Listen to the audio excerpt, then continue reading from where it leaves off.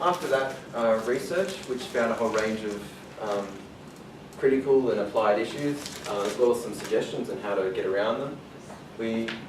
The Western Sydney Community Forum was lucky enough to get some government money for a corporate community intermediary role, and I was lucky enough to get that position. And over 2012, we ran seminars. We also developed some tools as well, and some resources, and this is the end result of that resource. Another resource that was developed was on the language use between the community and corporate sector, so that's also available online.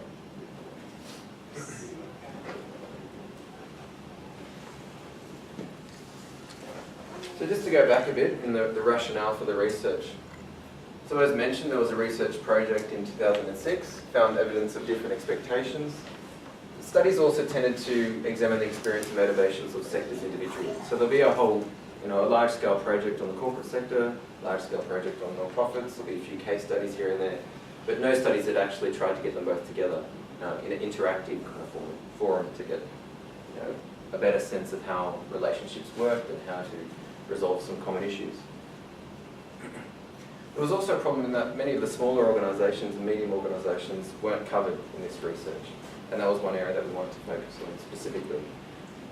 There's a lot of knowledge about how large non-profits can effectively engage with the corporate sector, but there are very different ways that smaller non-profits can do that. An interest was also expressed in a qualitative study, so understanding why relationships occur, the motivations, why some are more successful than others, why corporates go for certain issues and topics, and why some others, for instance, single mothers with drug substance abuse issues, why they're not so popular. Now you might think that's obvious, why they wouldn't be popular, it's hard to market, but it's just one example of that.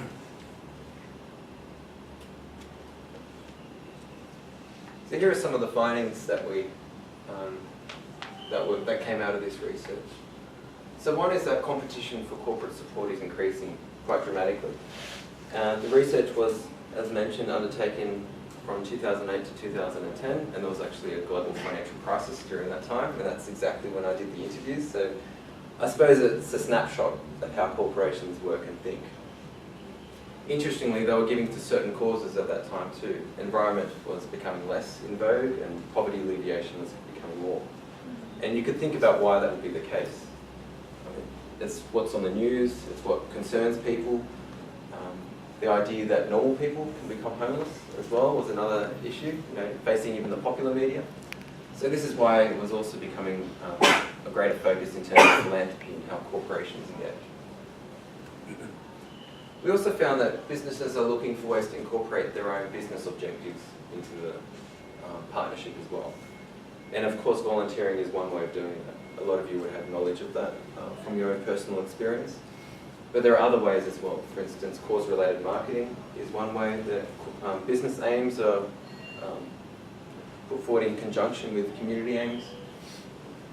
Even about giving to certain issues that is important to staff. That's another area where corporations try to seek alignment. There's also an increased reliance on intermediaries. For instance, United Way is one of the better known intermediaries. There's also Sydney Community Foundation.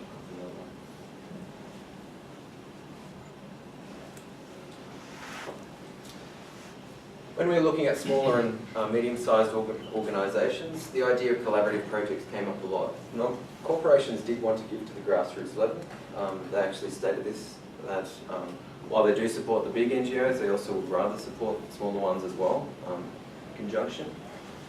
But they found that they didn't really want to invest a large amount of money in a small area, so they prefer them to be collaborative. Values and mission alignment also became increasingly important, and they saw this in there's a diversity of ways that there can be a mission alignment. And greater priority is given to understanding the effectiveness of funding. So for instance, if they have a volunteer event, what's the impact on staff? What's the impact on morale? That kind of thing. What has been achieved at the community level? All those kind of things they're interested in. It's also interesting that the idea of effectiveness, understanding effectiveness and impact, is different between corporations and corporate trusts. Corporate trusts were more interested in the social outcomes, of the funding that they provided, whereas corporations are more interested in the mutual beneficial kind of outcome.